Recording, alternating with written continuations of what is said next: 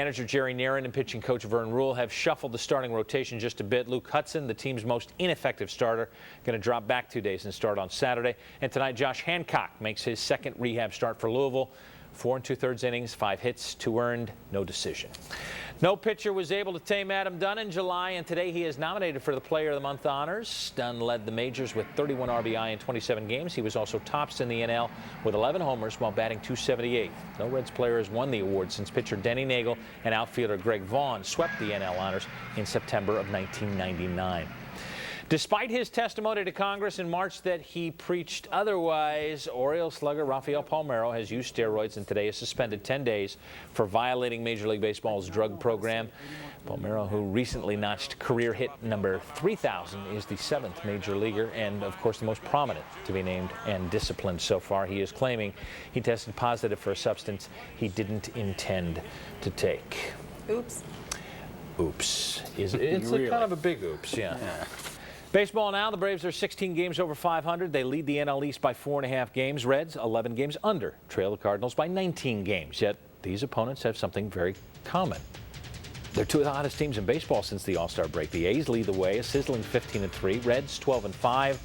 There's the Braves right behind, 11-6. So who would be the better team tonight? To Great American Ballpark we go, and we get the answer early.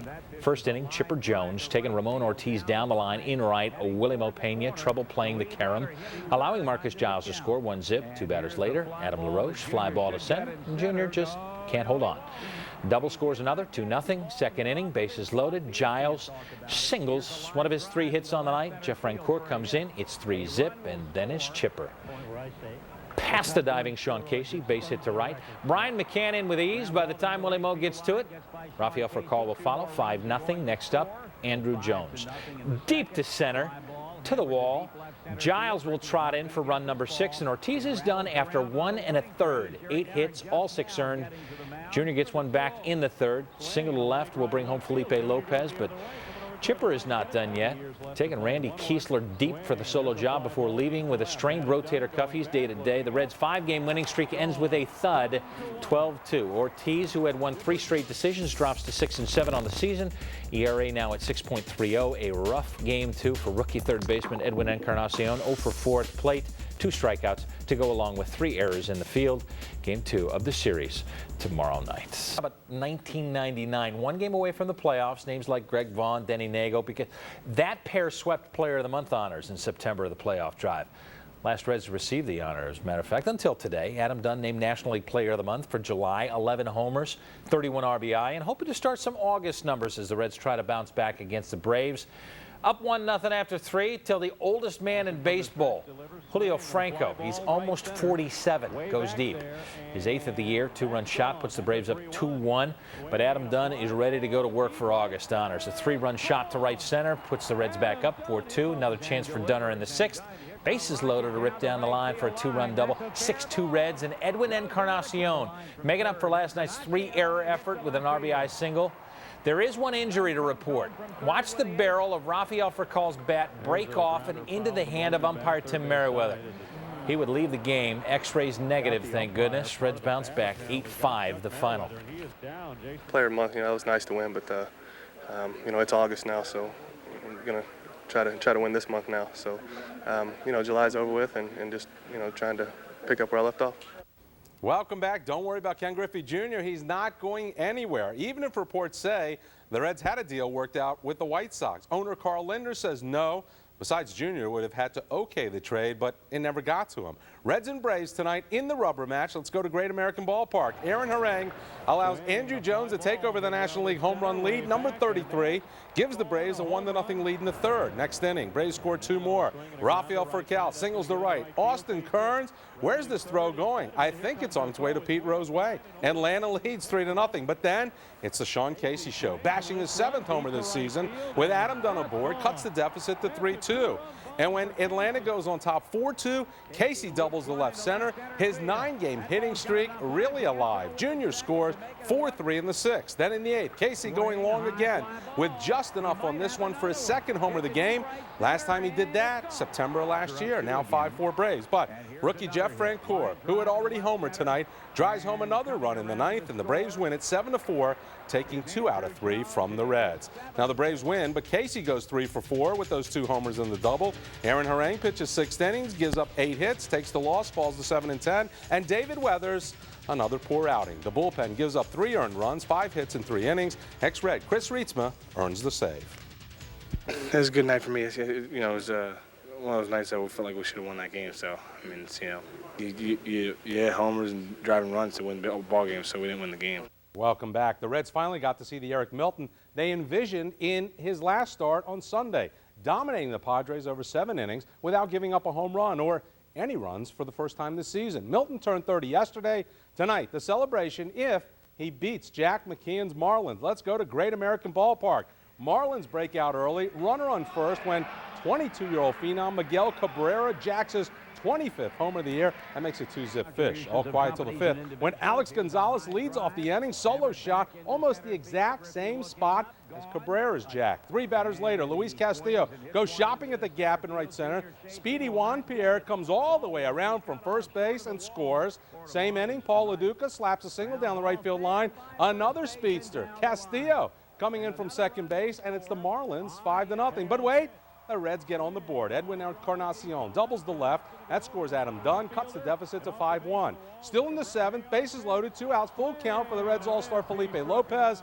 Not looking like an all-star here. Encarnacion trying to do his best Brooks Robinson impression. Oh, I'm dating myself. Great stop, but not enough on the throw. The Reds come up short tonight, losing 5-1. Now Milton fails to make it out of the 5th, giving up 5 earned on just 5 hits and 4 2/3. The key stat, 4 walks. The Reds manage just 4 hits, none of them by the first 5 batters in the lineup. We're talking Frio, Lopez, Jr., Kearns, and Casey, a combined big offer. But the story, rookie Claudio Vargas dominates the Reds, just 3 hits over 6 1/3. Well, we definitely couldn't get anything going off of him early. He did not look like a rookie pitcher. He changed speeds extremely well, located all his pitches, and looked a whole lot more like a veteran out there than a rookie. The kid did a great job. This is only his 2nd Major League start. Did a good job against Arizona. He's won a game in relief.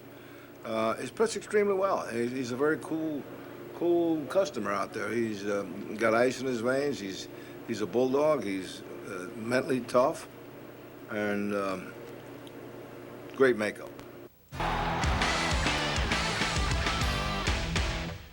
Hi again, everybody, and welcome to a One Bald Guy edition of Sports Wrap. I'm Dan Horde. My trusty sidekick Brian Giesenslaw has the night off.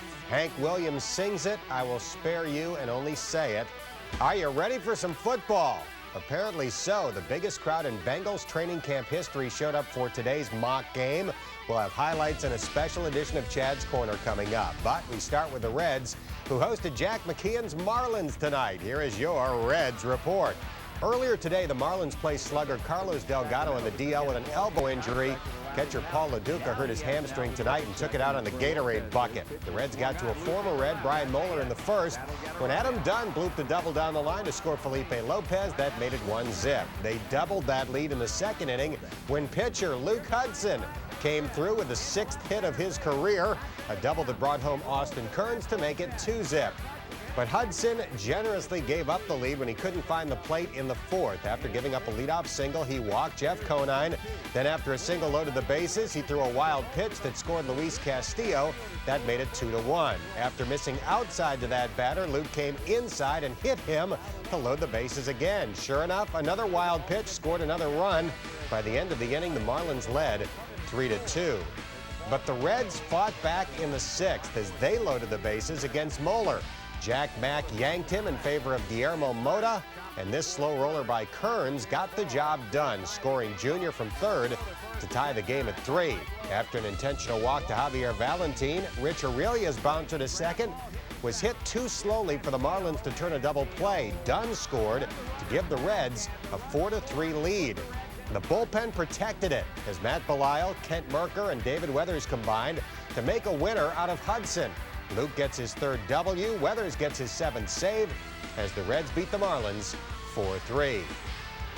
The homestand concludes tomorrow at 1:15 with Ramon Ortiz facing Dontrell Willis.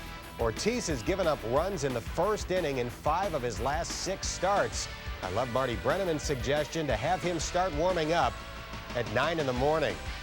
The Reds' 5 current starters have combined to give up over 300 runs, throw just 1 complete game, and put up an ERA of 5.61. Compare that to the Marlins, who have surrendered nearly 120 less runs in more innings, an ERA of less than 3.5, and oh yeah, 9 complete games, 6 of the shutout variety. Let's go to Great American Ballpark today. Juan Pierre on first. In the first, starter Ramon Ortiz looking for the pickoff, but his accuracy is just plain off. The speedy Pierre motors all the way around to third. 2 batters later, Jeff Conine makes the Reds pay for the pitcher's errant throw. Single to left scores Pierre. It's 1-zip Marlins.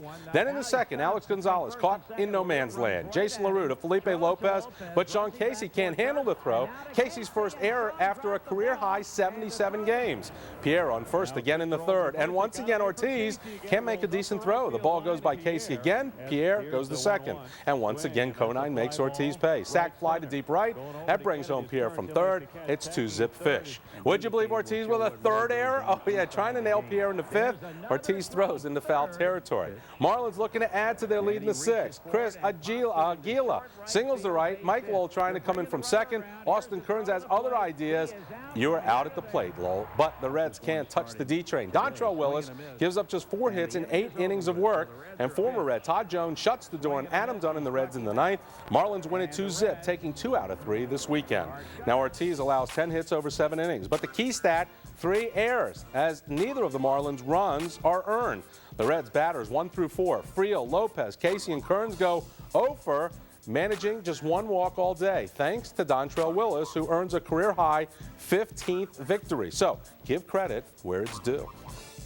Dontrell Willis was outstanding. Dontrell's one of the better pitchers in baseball, and you know going in you better pitch well, you better play well defensively to have a chance against somebody like that, and today we just didn't do it. Oh, he's good. I mean, he's got a lot of heart. I mean, he doesn't back down. So, you know, that's a guy you like to have out there on the mound that, you know, even when they don't have their best stuff, they're going to come right at you and give you all they got. And I mean, I think it speaks for itself if he wasn't at his best today and shut us out for 8 innings. Yeah, he's nasty. I mean, he's won 14 games for them and has a sub-3 ERA. And when he's on, he's on. He was on today. We couldn't get a beat on. He was just nasty. He does all the little things. He can hit, he can bunt, he can field, and he can pitch.